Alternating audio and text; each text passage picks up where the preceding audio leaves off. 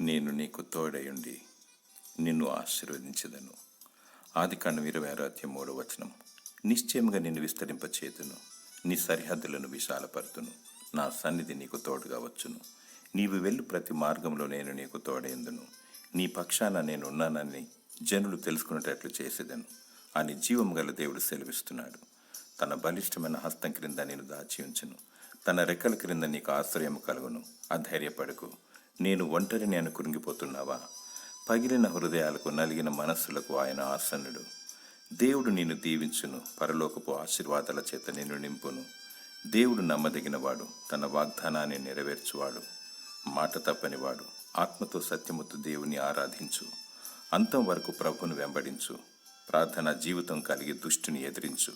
సదాకాలము తోడయుండి నిన్ను దేవుడు దీవించునుగాక. ఆమెన్.